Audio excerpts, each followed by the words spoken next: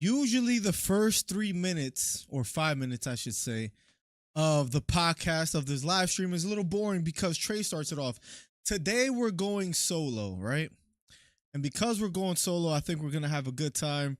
I think I think it's gonna be better, right? I mean, we'll see when Trey comes back. I'm surprised he's not showing up because he was right about his pick, although it was a minus 650 favorite. And most people thought that Dustin Poirier didn't have a chance. But I think he exceeded expectations for the most part. But before we get to talking about Dustin Poirier and Islam Makhachev and whether Makhachev is the number one pound for pound fighter in the world, let's talk about other news that we have for tonight, which should be fun, right? We have Conor McGregor not making the 303 press conference. You have that. You have him clubbing all the time, and people are wondering whether he's taking this fight serious. We have that.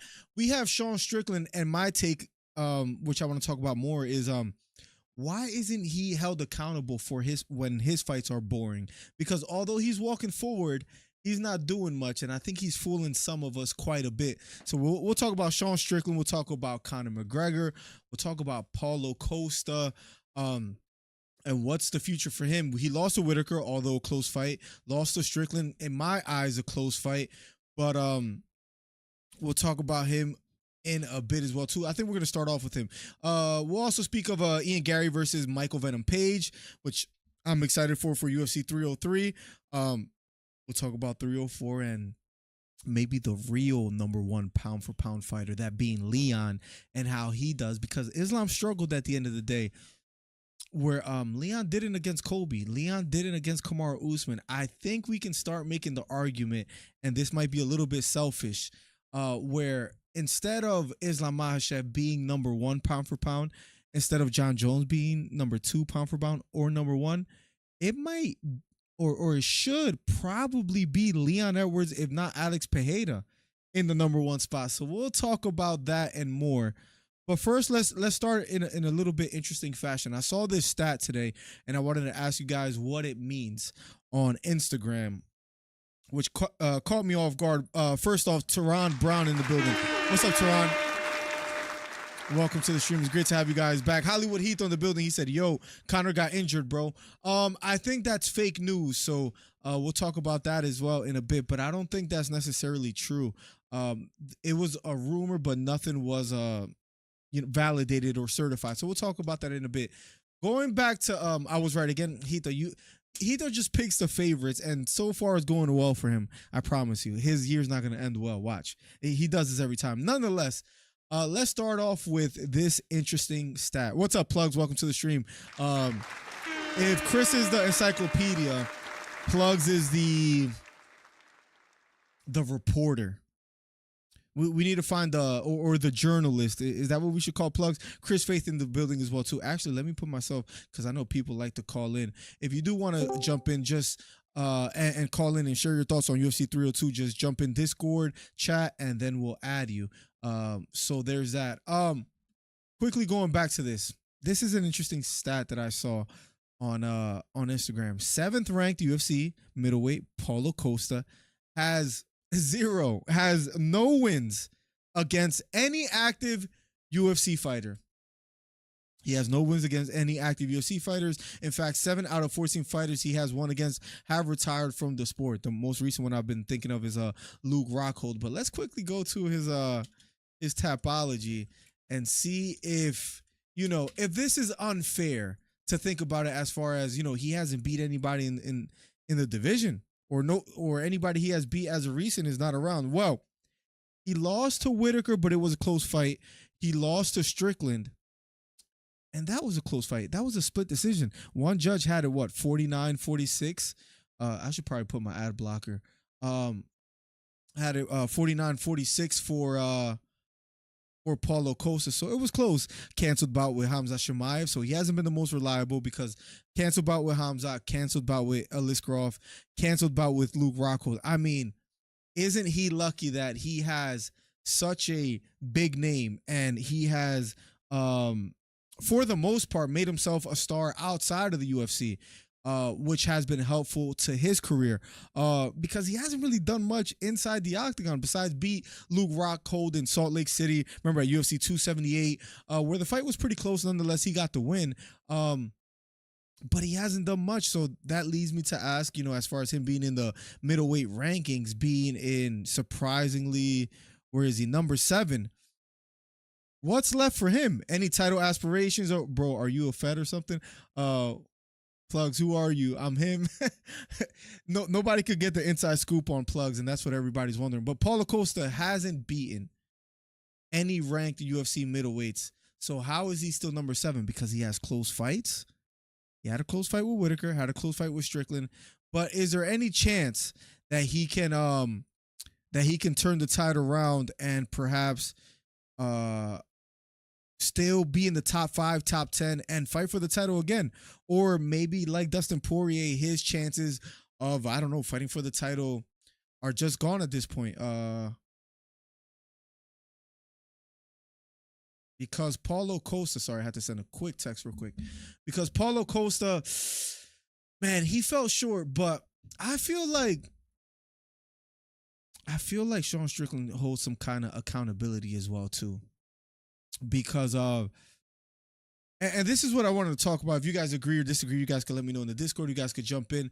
But he suffered a loss. Speaking of Paulo Costa, Sean Strickland won, but and it was beautiful that Drew sent me my 10 because it was the right thing to do. But Sean Strickland has had a few wins as of recent. He's 4-1 in his last 5. He lost a title fight after winning the title against Adesanya.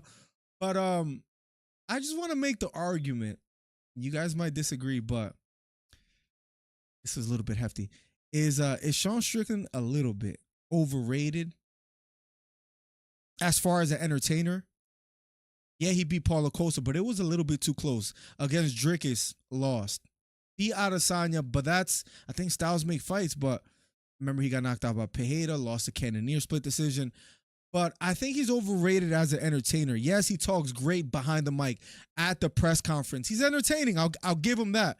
But as far as the fights, can we say he's really like an entertaining fighter? Maybe he gets more credit than he deserves. Let me catch up with chat, and then we'll add the first caller in a second. Rough year for you.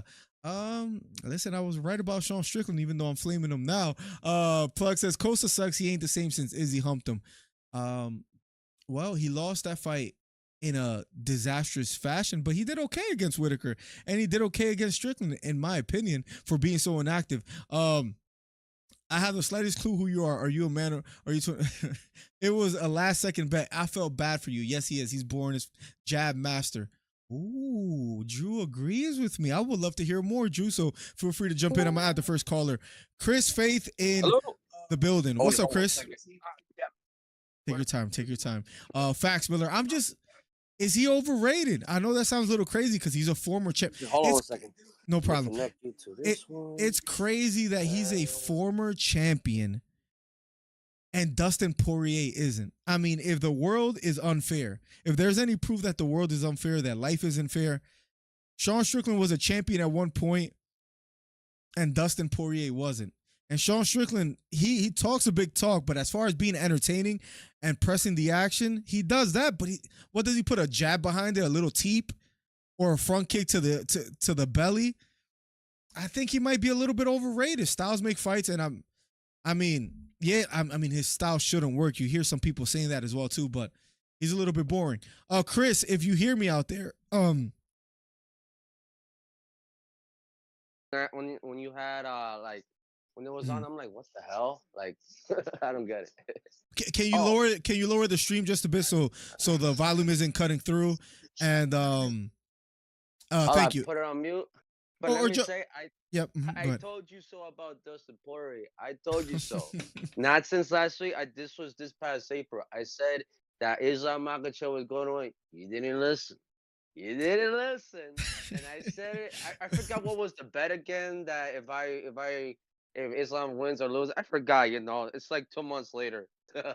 I'm glad you forgot because I don't remember either. But Chris, let me at least ask you this, if we could be fair. Maybe you still disagree. Did Dustin Poirier do better than you imagined? Look, he tried, but at the end, he failed for a third time. 3 straight title fight losses since Rizzo, Sonnen, Gustafsson, and Covington. Yeah, he joins that. He joins that group, right? Sadly. Yeah, and he said, "Oh, I want to do a foot, bro." No. You want to know 3 fighters who tried 4 times and they didn't get the title 4 times? Romero, Faber, and Benavidez. So no, it's Damn. better to just look. It's better to just walk into the sunset, have retirement, do some hot sauce things. I forgot what's the name of his hot sauce. I need to get one. I forget. I know it's from what is it, from Louisville or from Lafayette? But he has had a illustrious career. Chris, let me ask you this. Might be a tough question to answer at this point, but where do you rank him in all-time UFC lightweights? I'm gonna have to say, look, hear me out. Yeah, I'm yeah. gonna have to say I was gonna say number 1, but in reality, not really, Wow. because the only thing I consider him number 1, he has to break the record, meaning a 4th consecutive title defense. How many fighters who held the lightweight champion has broken that record? I'm gonna tell you this. Oh, you're talking None. about Makhachev. You're talking about Makhachev. Yes, Oh, yes, okay. Makhachev. Oh, interesting. Okay, yeah, we could jump to that. I was asking more for Poirier. Where do you rank him all time? And then Well, we'll get to Poirier, Makhachev. Mm-hmm. Poirier, I'm not gonna say last. Like I could say like Is he top uh 5? Is he top 10? Do you I put him could over stop. Eddie Alvarez, under, over Connor, under? I put him under. No, not under. I could say I put him over Eddie, Connor, minus Interesting. Khabib because he didn't beat Khabib, and we all saw what happened at UFC 242 5 years ago. I wasn't there in Abu Dhabi, but I saw what I saw, and I'm like, yeah, we all know what we saw. Yeah, no, that's fair. And going back to Makhachev, you put him number 1 pound for pound, or just best lightweights of all time if he defends it one more time. He defends it one more time that he is the best. No, not the best. He is the greatest of all time. Really? Oh, just lightweight, right? You don't mean of like better than John Jones, or you No, mean that as well too? the only thing I Mm. consider him greatest of all times, if he wins the welterweight and defends it, then that I could consider him the great. But I won't say he'll be the greatest of all time. Okay, If okay. he look, he said he wants Leon Edwards, but no, you can't just I have 3 title defense. No. Don't tie the record. Like look, he's already tied to the record from Khabib, Henderson, BJ Penn, and Frankie Edgar. Those were the only 4 previous champions that defended 3 times, Damn, and none of encyclopedia. those, none of those 4 has ever reached the 4th title. It Yeah. would have been Khabib, but he retired. Wow. That's the number 1 thing. I didn't want him to retire. He should Mhm. have done it. Oh, that's man. Chris with the facts today. Now, as far as Islam Makhachev defending the title one more time to have the most title defenses in the division, I know it's a little bit early, Chris. I guess one of my last questions to you, and feel free to jump back in. But one of my last questions is, if you can pick that 4th title defense, if you could pick the fighter you would want to see him against to attempt to have the most defenses in lightweight history, who would that be? You know, I would like to say him versus Zarukian, but I don't think that's gonna happen because if you look closely forward to the upcoming fight with McGregor and Chandler, that winner will steal that spot. I mean, like we'll take out the name Arman Zarukian and we'll Okay. put their name into Islam Makhachev fighting, not in the spear as McGregor said. No, it's gonna be in Abu Dhabi. It Right. will be in Abu Dhabi because that's where Khabib. And guess what? Another thing about I'm about to say Khabib. Another thing about Islam, he has never lost in Abu Dhabi. So, question for you. So you think sir, you can get skipped over and the person that fights Makhachev is the winner between Chandler and Connor? I might agree with you. I'm just trying to make it clear. Because hear me out. Mm-hmm. Let's go back to UFC 205. You want to know what was going to be the real fight besides McGregor versus Alvarez? It was supposed to be Khabib versus Alvarez, but McGregor stole that spot, took the name Khabib out, and put his name right there next to Alvarez. Right. Yep. Trust me, they did that with Khabib, and they're gonna do the same thing to Arman Zaruki. This guy is the encyclopedia. And do you give any of those guys, or who has a better chance? Chandler, Connor, to beat Makhachev? Can Connor even make 155 again, you think? Out of a scale of 1 to 10, it's a 2 out of 10. Interesting. Yeah, I don't have much faith in it either. I don't care who wins for UFC 303. I don't care. Mm-hmm. And I don't care. They can say, oh, yeah. Like, for example, Chandler wins, but you defeated a guy who hasn't competed in 3 years. Right. If McGregor wins, it's going to be the same thing. You just defeated a guy who hasn't won in a fight since 2021. Yep. Yeah, they're both on somewhat skids, right? So it's kind of weird that one of them probably gets a title shot, but that's probably what we'll see.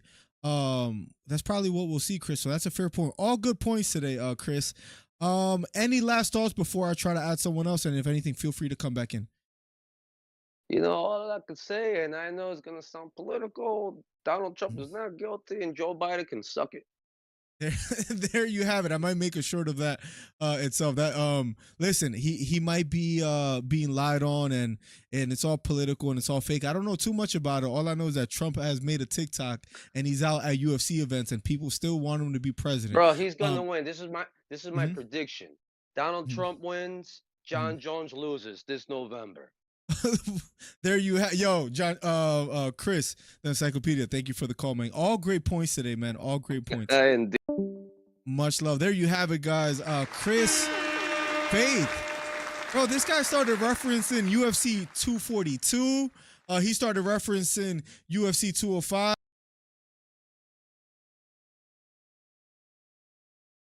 The guy is he lives up to his name, the encyclopedia. It's not like he looked these things up. He pulled it out of thin air, just having those stats. Let me quickly run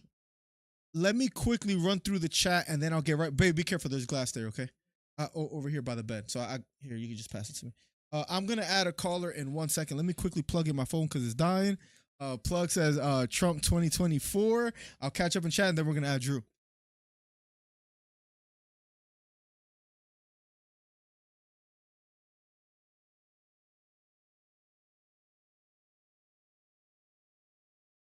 All right, got to make sure the phone is on in case, a baby wakes up and the wife needs me. You guys know how that goes. Anyways, good show so far. A lot better since Trey's not here.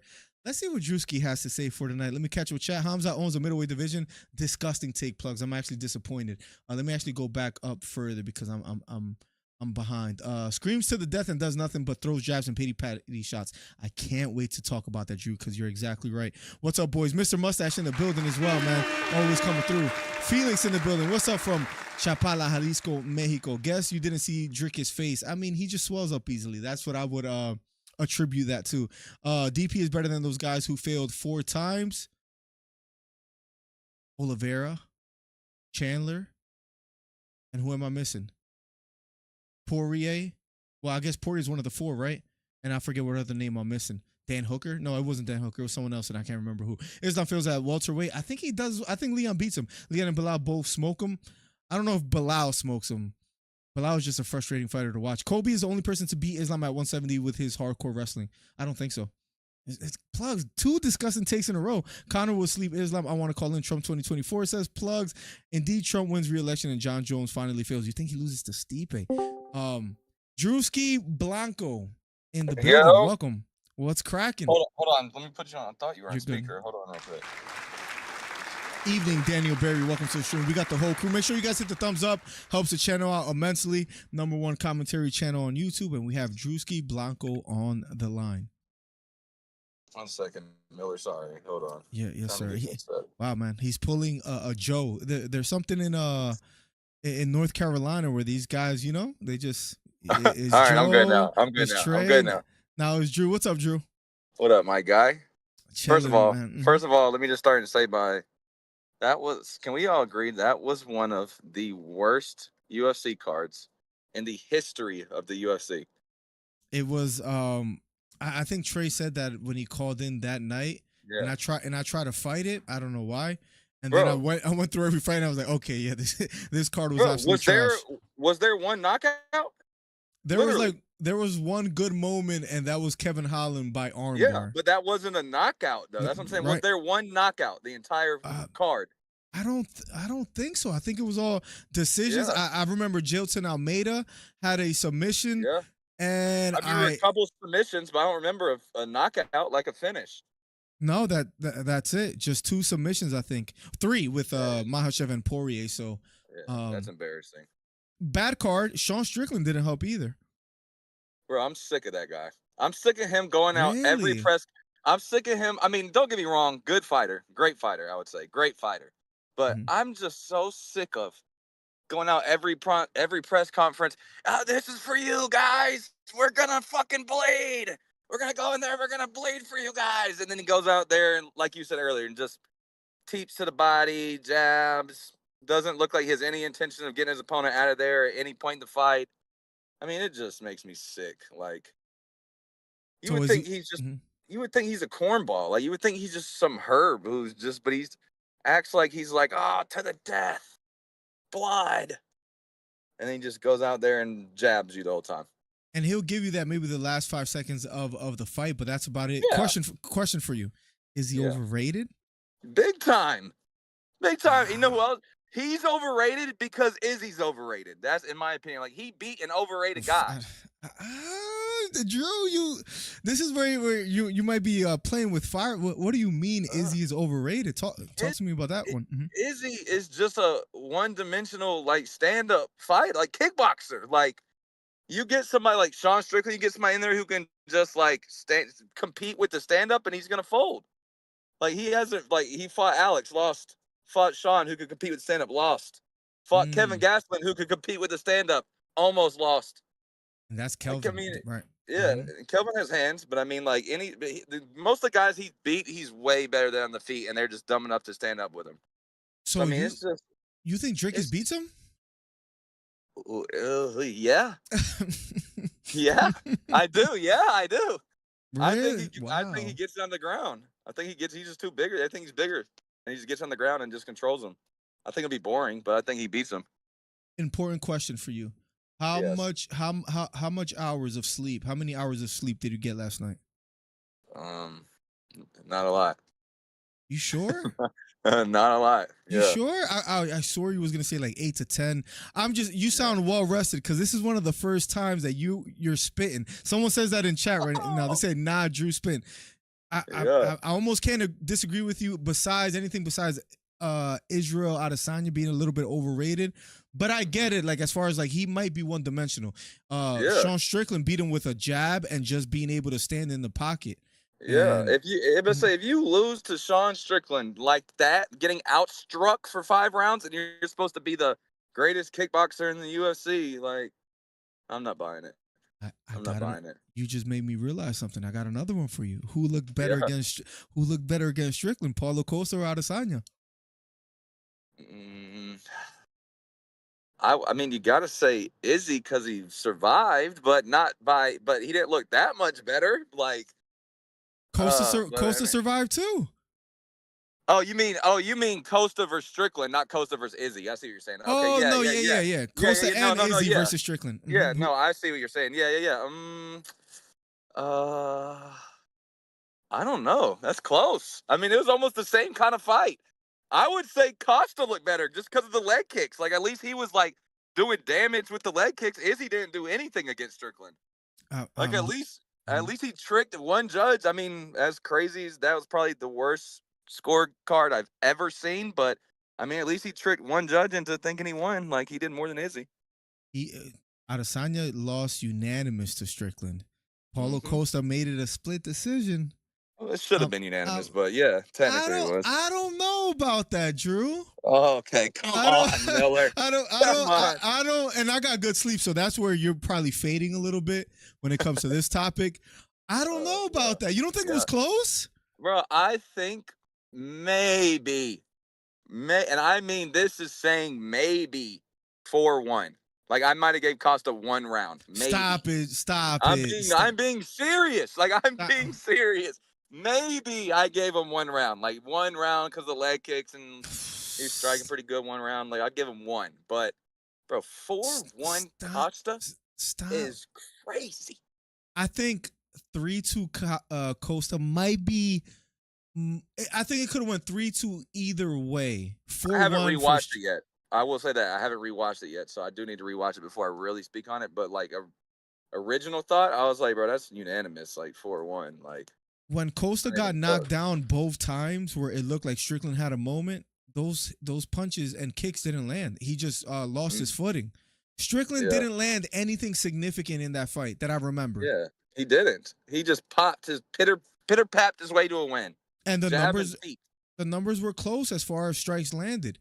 That's why I'm saying I think it was closer than people imagine. Some people were saying 50-45 Strickland, or it was a clear win for him. Dana White said anybody that thought Costa won is a lunatic, basically. But I thought it was close. No, stop. You don't think it was close at all? No. You said 4-1. No. 4-1 Strickland is what I had it. What did Strickland do? It's not about what Strickland did. It's just the fact that what Costa didn't do. He just leg kicked him the whole time. He didn't really land anything like big or like he had a trouble getting to him. He landed some thudding shots to the body. Body shots are so like, I feel like for a judge to really take a fighter has to react to a body. It's like you have to be hurt or like, I don't agree with that. I will say that. I think body shots matter and they should be scored way more, but they don't, like, in the reality of it. Like, you have to show a strong reaction to a body shot or something to get the judges to acknowledge it because, he wasn't doing nothing. In your defense, everybody agrees with you. Besides, like, I'm the only one that disagrees. Yeah. Everybody in chat right now is basically cooking me. That was 50-45. You deserve to get cooked for saying that. Like, it wasn't close at all, Miller. Like, I'm getting cooked in the chat. But good. I thought it was close. And you thought Poirier was going to win. So we all know what happens. All right. Fair enough. That was a little bit premeditated. Let's go there. Let's go there. Poirier did better than you imagined, no? Yeah, he did. He survived longer than I thought he would. He was able to stuff off some takedowns. I was impressed on that. That's about the only thing that I was impressed on. But other than that, and it went about how I thought it was going to go. Just way later than what I thought it was going to happen. Who was winning that 5th round before the submission? Bro, do you know? This is another. let me just say this. Do you know a judge had it 2-2 going to the 5th? Chris Lee. That's almost as bad as the Costa one. No, stop it. This was closer than the Costa. This was close. It was just as bad. What was worse? Let's think about it. Before it's hard for maybe some people to imagine, but like, let's really try to erase the submission. Everything before that submission happened. You don't think it was a close fight? The 5th round was close before the submission. Fight, no. 5th round was close. The fight wasn't close. You don't think so? No, he was taking him down whenever he wanted to. Besides that one round when Poirier was stuffing him, and was just controlling him the whole time. And he was tagging him. He was kind of tagging him too. Let's take a look here at the per round stats. I mean, okay, he got dogged in the 1st round. Okay, 1-0. Outstruck Makhachev in the 2nd round. What was the control time in the 2nd? 49 seconds to 15 seconds. Okay, so that's a closer round. You could say it's 1-1 going into the 3rd, right? Drew, you could argue it's 1-1 going into the 3rd, no? Yes, I guess. All right, I guess. Yeah, keep going. I guess it might be 1-1. 3rd round, Makhachev 24-33 and 2 minutes of control time, 16-37 for Poirier. And we know stats don't say it all, but that's too widespread, right? Like exactly. Round 4, this is where it gets a little interesting. So I would say right now it's 2-1 Islam Makhachev if we're strictly looking at the numbers, right? Round 4, Poirier outstrikes Makhachev again, 34 of 73, Makhachev 29 of 53, but Makhachev has 2 minutes and 28 seconds of control time. Yeah, that's another Makhachev round. Well, and then you'd have to look at the 2nd round. You had to look at that 2nd round. That 2nd round, he could have landed a bigger shot, or he could have took her down at a good time. Like he could have. He could be up 4-0. We're talking here, and the judge had it 2-2. Or it could be 2-2. Or it could be 2-2 though.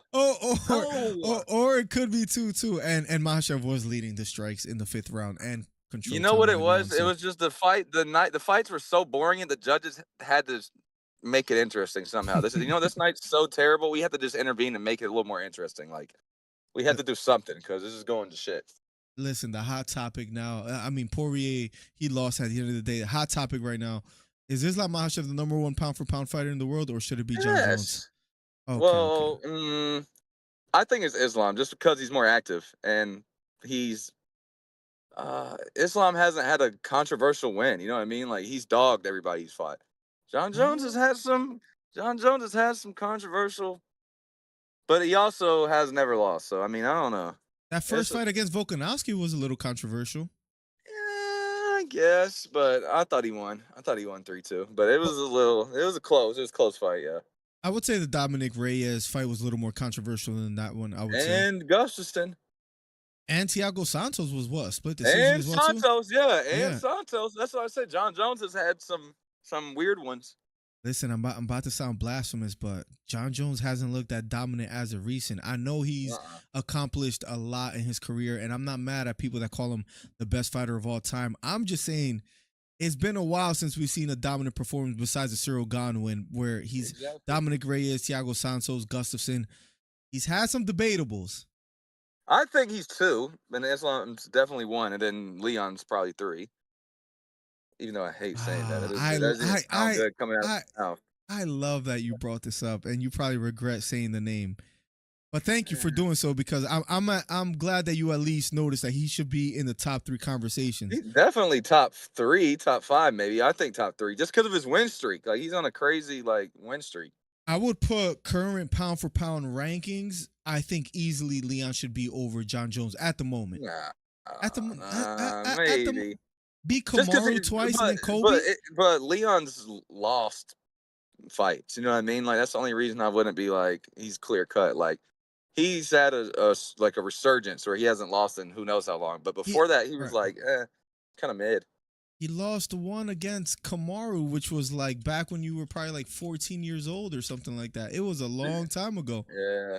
It was yeah. And he had some. Leon, I don't hate Leon, but I'm definitely putting him below Jon Jones just because of Jon Jones's Cyril Gane. It's the only reason he's even still in the pound for pound discussion right now.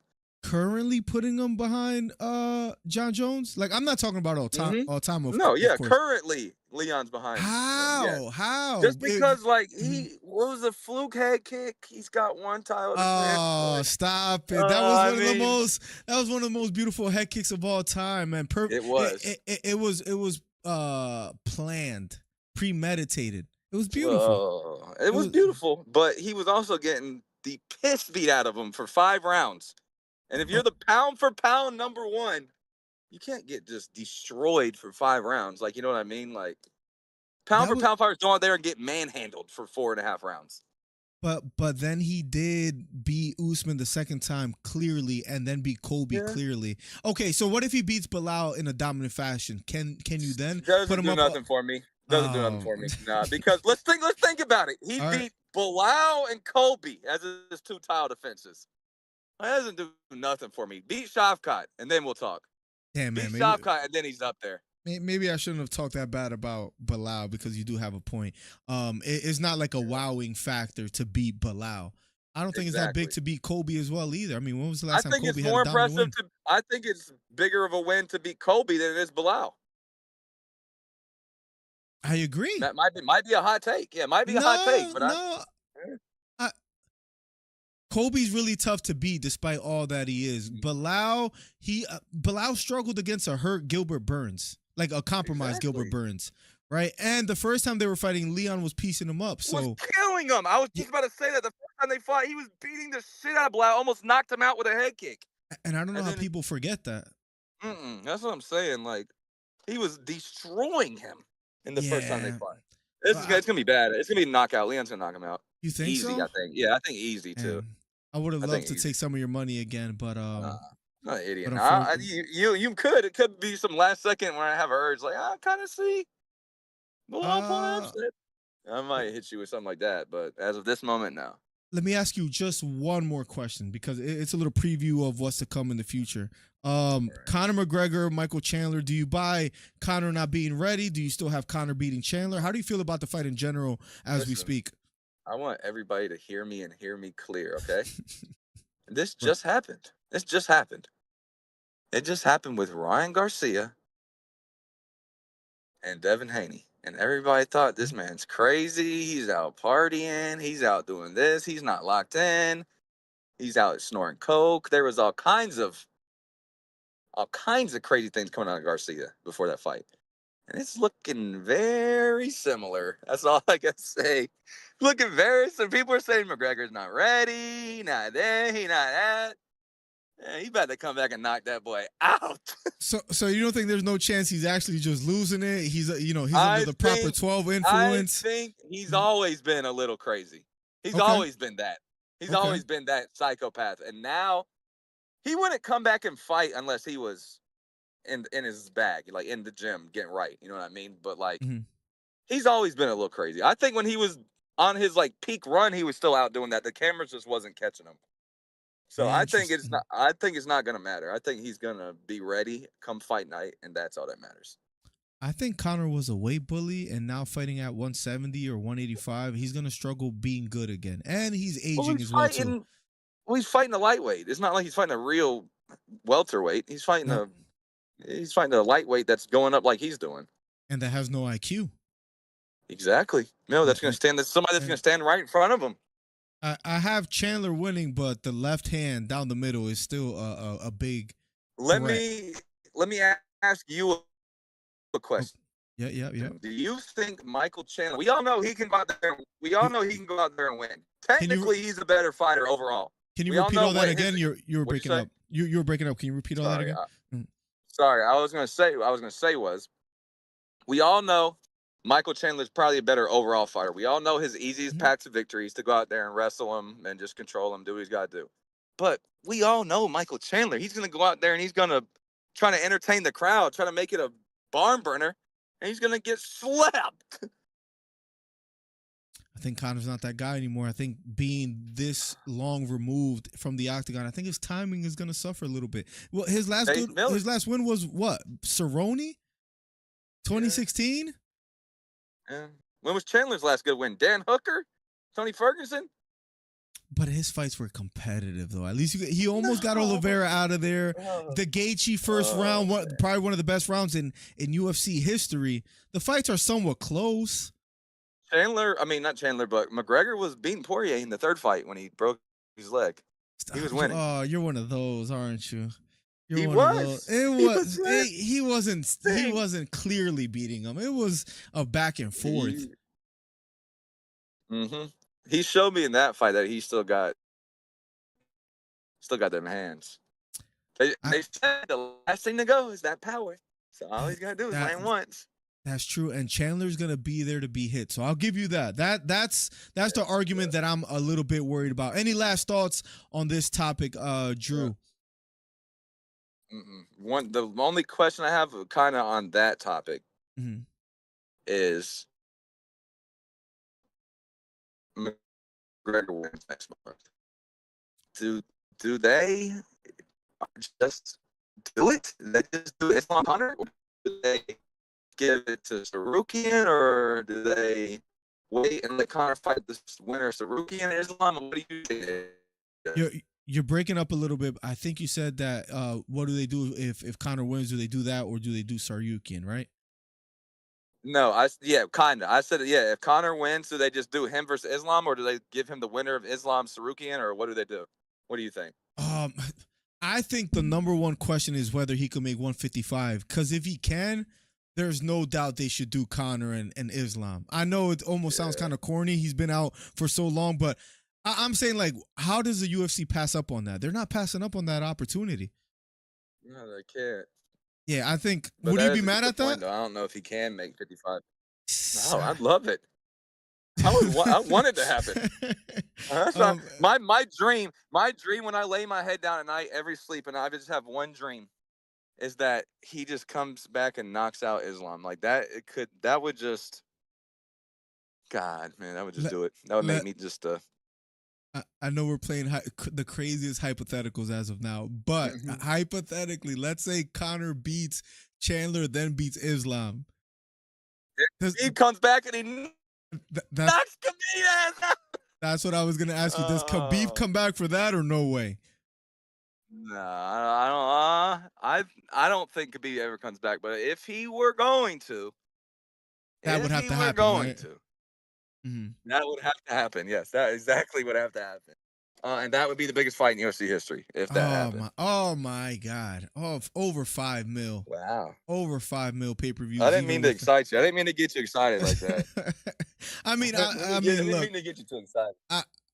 It's not gonna happen. I know wishful thinking. I mean, I would love to see it. As far as Conor beating Islam would be kind of crazy, or even him beating Chandler and getting the fight. Even just getting the fight would be amazing. Him versus Islam is like him fighting Khabib again, just like the younger version. I would like to see that. I doubt it. I doubt. All right. It. Well, I'll let you go. I'll let you call somebody else in here. I'll let you get somebody else in here. One more thing before I go. One more thing before I go. We're nearing that time. It's almost Johnny Walker fight week. We got a couple weeks away, and just know I'm taking all bets. And I heard all the talk. I heard all the Johnny Walker trash talk, and I've heard all the shit y'all say about him. And the title resurgence 2025 is coming. Way to ruin Blanco out. Way to ruin a great call, Drew. You're lucky you hang up. He's lucky he hung up because I was gonna hang up on him. So, what a way to ruin I can't even talk right now. What a disgusting take. Bring in. We're talking about Conor, Islam, Khabib. We're talking about big names, big players in the UFC, and this guy wants to end his call with Johnny Walker. He should be ashamed of himself. Horrible, disgusting, Drew. You had it. You had one of the most memorable calls in Miller DC YouTube history, and then you ruined it. Way to go. Way to go. Now, going back to Conor McGregor, actually, let me catch up with chat, and then we'll talk about Conor McGregor a bit more. Tehran said it wasn't close at all. Paulo was walking backwards the whole time, but he was landing. I don't think you win just off of forward aggression. Strickland checks did more damage to Paulo's leg than Costa's kicks did to Sean. There were a few that bothered him, but I don't know if that's necessarily true at the same time. Gon legit got tapped by Jones' stomach. Yeah, Gon is a bum. That's heavyweight shenanigans, not pound for pound skill. I agree, Tarzan, 100%. What has Leon done except win in the last 20 seconds and beat an injured Colby? Colby wasn't injured. Colby got hurt in the fight. That's his fault. I think it was Leon that caught a kick. And Colby's a bum. That's just a random fact. And besides winning the last 20 seconds, he beat him again. It's not like he just got the head kick and that's it. He beat him dominantly the third time they fought. I just saw your reply to my comment, but I can't even debate the Leon take, to be honest. He is getting close. Let's go, Tarzan. Let's go. Welcome to the side of truth. Bro, I could understand why people may call him boring. I could understand a little bit of that. But he is arguably the number 1 pound for pound fighter in the world. Look at his career, the longevity of his career, the names that he's beating: Kamaru, Colby. He's gonna beat Bilal, which at the end of the day is number one contender in his division. He's doing his thing. I think we would have to argue. Bilal, remember the races is trash, says Plugs. Conor KOing Chandler. I got Chandler winning, man. I don't think he's gonna pull off the Ryan Garcia and make it seem like he was crazy and win somehow. I don't see that happening. Plug says motivated titanium shin bone karate stance. Conor beats everyone. Disgusting take. The man can't even show up to a presser. That's something that happened recently as well too. Conor released his first statement as he explains UFC 303 press conference, and it was a little bit, I guess you could say, even a little bit cryptic. He says, in consultations with the UFC, today press conference was canceled due to a series of obstacles outside of our control. What does that even mean? I apologize to my Irish fans and fans around the world for the inconvenience and appreciate all your passion and support. I can't wait to put on the greatest all-time show in the octagon. The number one comment says the obstacle in question in response to him saying that there was a series of obstacles outside of our control, and they just put a bottle of proper 12. People believe that he might be an alcoholic, he might be a drunk, and he might just simply not be focused. And that's the obstacle at hand. Dustin was tagging Conor in the third fight. Conor wasn't winning. I don't know where these people get this from, Tehran. I truly don't. The man can't even show up to a presser exactly. Leon versus Conor in England, Leon smokes him. I'm surprised Conor didn't call for a Tony Ferguson fight since he likes fighting guys out of their prime. I agree. And maybe that would be a close fight. I thought Magomed humbled y'all. Shaking my head. Says Tarzan. What's up, Miller? Also loyal subscribers. Wilson in the building. New look. I think we're going to start rocking the shades more and more, Wilson. I think this is the look we're going to go with. Listen, Conor did not show up to the UFC 303 presser. Is he pulling a Ryan Garcia against Haney where he's trying to fool us? He's in the club all the time, partying. It seems like he looks a little bit under the influence all the time. Is he pulling off a Ryan Garcia, or does he truly just have an issue? Is my question to you guys, because at the end of the day, he fights at UFC 303 June 29th. Also on that card, Ian Gary, which is a good fight against MVP. I have MVP winning, but I don't know if we're getting a focused Conor. You got to remember, he won millions against Mayweather, has a whiskey business. He's making a ton of money. Came out in the movie Roadhouse about 42 minutes in that people judge me for knowing the timestamps. I mean, listen, I think it might be time to start accepting he might not be all the way there. He might not be, speaking of Conor McGregor, he might not be all the way there. He might just not be focused like he once was. I think that's fair to say. He's had an illustrious career, a good career. I don't think he's pulling off the Ryan Garcia. I think he's just done enough. I think Marvin Hagler is right, where I'm paraphrasing, but he said it's hard to go train and run in the snow when you wake up in silk sheets. He's made millions fighting Mayweather, has a prosperous business. I just don't think he's that focused anymore. Do I think that he wants to come back and win? Absolutely. Do I think he's dedicated to fight sports? I would say maybe not as much. Now, Chandler is there to be hit. Chandler is there to not have great IQ and get caught, just like Drew said, and we were talking about it. He's picking Conor, but I can't overlook the things that are happening in or outside the octagon. I don't think he's that genius to be playing all of us. I think, especially in other interviews, it looks like he has had an issue, right? I mean, do you remember the interview with Ariel Helwani in his bar or his restaurant where, you know, he was doing one of these a lot, talking really fast, redness and bags under his eyes, stuttering. People thought he had a genuine problem, and he just might. But all that being said, Chandler doesn't have the greatest IQ, and he was trying to pull off the fish hooks against Poirier. He had a great round against Gaethje. That was a winnable fight. He blew it. Fighting Oliveira, about to win the title, he blew that one as well too. So he's known for blowing leads, and he's ahead in fights, and then he ruins it. So people might think it's a 50-50. I would say right now it's a 65-35 in favor of Michael Chandler. That's the way I have it. But as far as looking ahead to 303, let's just talk about this fight as well too. Ian Gary versus MVP. I think stylistically that's a very tough fight for Ian Gary. Ian Gary is a younger fighter. MVP, I forget how old he is, but I think Michael Venom Page, he is 37 years old. But I think he's a young 37, as weird as that sounds. Like, for example, Jim Miller being maybe around that age, and I don't know who else, Stipe, even Poirier being 35. Those guys got a lot of miles as far as they've been touched a lot, knocked out a few times, submitted a few times. I think MVP, besides the knockout against Douglas Lima, hasn't really been touched that much. Maybe you could say, well, against Mike Perry and bare knuckle fighting. Besides those two fights, at 37 years of age, he hasn't really been hit or taken that much punishment.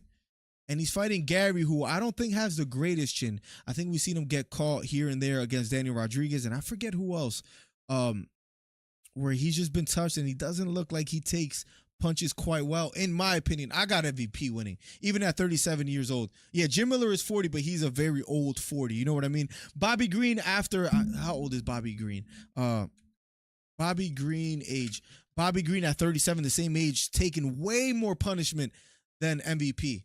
especially that loss against Jalen Turner, where he probably took about 14 to 18 extra strikes that he shouldn't have taken. He's an old 37 as compared to Michael Venom Page.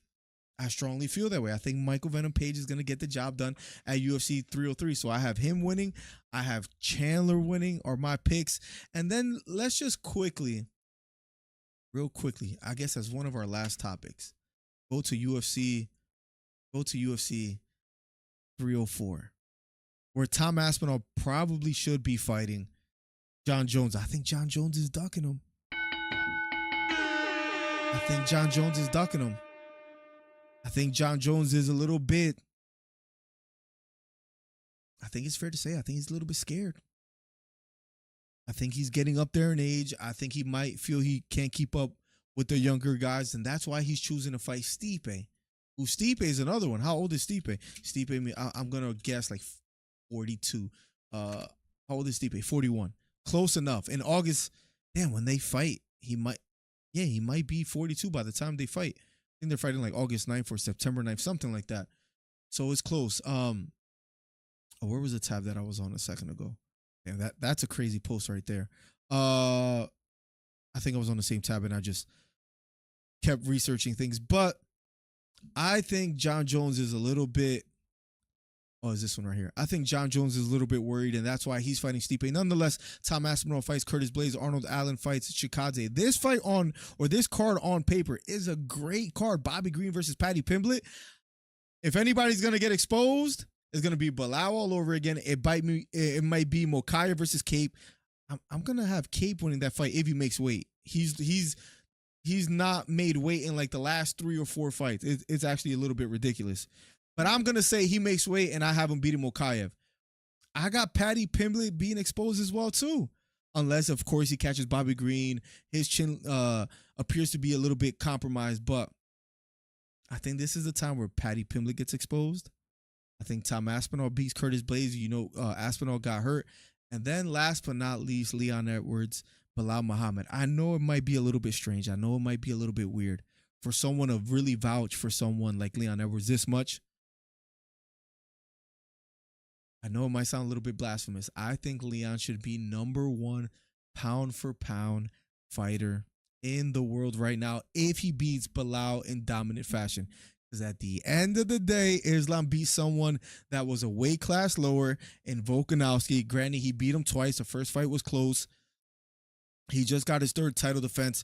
But at the end of the day, Leon fought Kamaru twice, then Kobe. Now, if he beats Bilal, beats the #1 contender, that man deserves to at least be ahead of John Jones in the pound-for-pound rankings. I think that's clear as day. He should be ahead of John Jones right now in the pound-for-pound rankings. But if he beats Bilal in dominant fashion, he should definitely be above John Jones. I think you can argue he should be above Islam Makhachev. Chandler can crack, too. I can see him potentially knocking out. That's another outcome that people don't talk about enough, Tehran. Chandler hits hard as well too. Is Conor's chin what it once was? I mean, going up in weight, he's probably a little bit protected. Chandler isn't the biggest guy. He doesn't really have the reach, so he might just get caught with the left down the middle and be knocked out cold too. It could go either way. I'll give people that. I would say 65-35 for Chandler. Jim Miller is 40. Conor not that hungry as when he started, says Wilson. Sure, he has heart in it, but he's got a lot, or he has heart in it. But he's got a lot of wear and tear. He has too much outside going on. He has a lot going on, man. But great ratings for the UFC. And granted, I have Chandler winning. Again, if he beats Chandler, rush him to the title. I don't think that's wrong to do at this point. We've seen Kobe get more shots than he deserves. Kobe got a few title shots that he didn't deserve simply because of the name that he has. Because Bilal should have got it before Kobe. You could argue Shavkat should have got it before Kobe as well, too. Kobe got all the title shots that he has had, at least the last 2, simply because of his name. Because as far as resume and performance, it hasn't really all been there. But because of his name, he has gotten the title shots. So at that point, give Conor the title shot if he beats Chandler as well, too. That's what the UFC is known for. Leon might be under O'Malley pound for pound and Ilya.